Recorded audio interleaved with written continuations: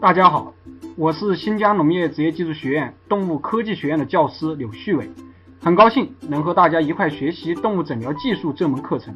今天我们学习的内容是项目3一般检查中的听诊。我们先来看一段唐伯虎点秋香中截取的视频。很厉害，怎么还会有胃口吃鸡翅膀呢？啊，你怎么回事啊？很简单，因为多少翅膀我喜欢吃，但是你老爹说你快升天，越快升天就越应该要拼命吃，如果现在不吃，以后没机会再吃。你真的快升天，我真的快升天，如果现在不吃，以后没机会再吃。快死的人还有唐介元这么好气色，真是少见。李姨，给唐介元把脉，看看到底有多严重。是，唐介元的脉象四平八稳，很正常啊，没有问题啊。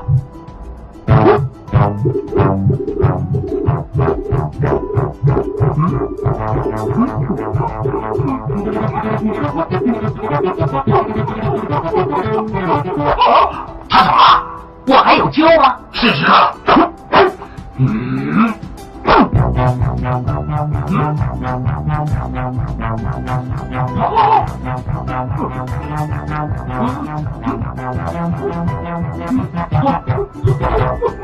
到底怎么？我从来没听过这么乱的脉象啊！你听到什么？将军令啊！干嘛？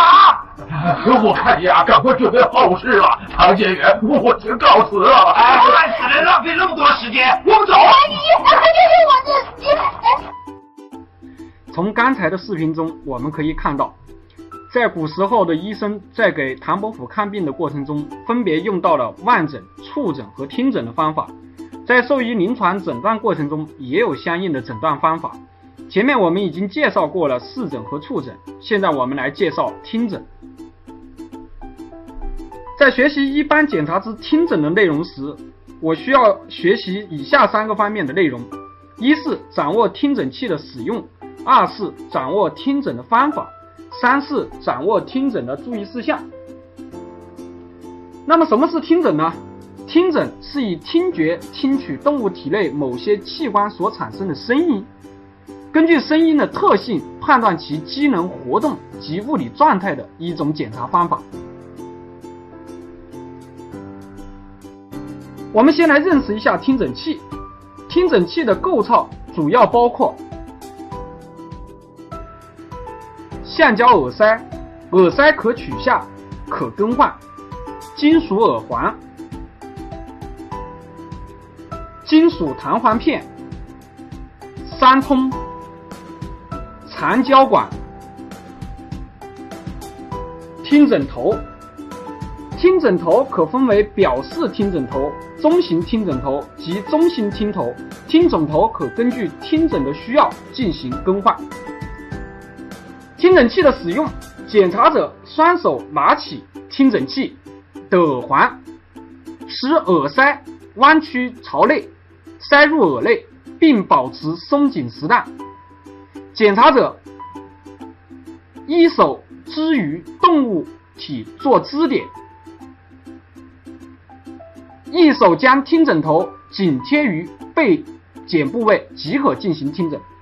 听诊的方法可以分为直接听诊法和间接听诊法。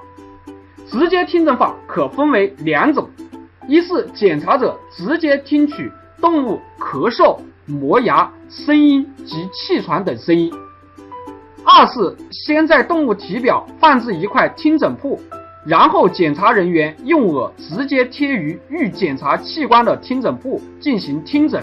其优点是方法简单，声音纯真；缺点是检查者姿势不便，并易被性情暴烈的动物伤害，听的声音较弱，因此不被广泛应用。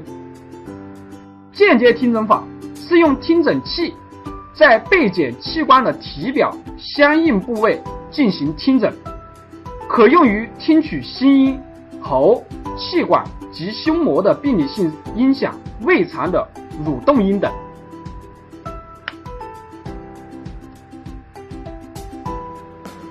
是听诊的注意事项，在听诊过程中需要注意：一是听诊应在安静的室内环境中进行，以排除外界音响的干扰；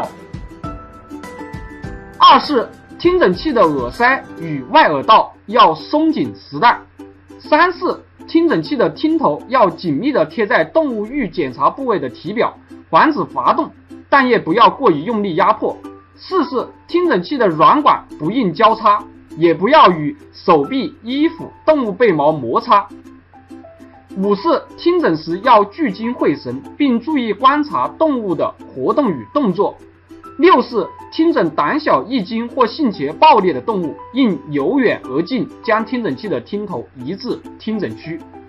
通过以上的学习，我们掌握了听诊是以听觉听取动物体内某些器官活动所产生的声音，并根据声音进行疾病诊断的一种检查方法。听诊分为直接听诊法和间接听诊法。间接听诊主要借助听诊器进行，是目前常用的方法。听诊时要注意安全，宜在安静的室内进行。听诊器的听头要紧贴动物体表，耳塞与外耳道松紧实带，软管不要与其他物体接触。听诊时应聚精会神，并观察动物的活动与动作。以上是一般检查之听诊的全部内容。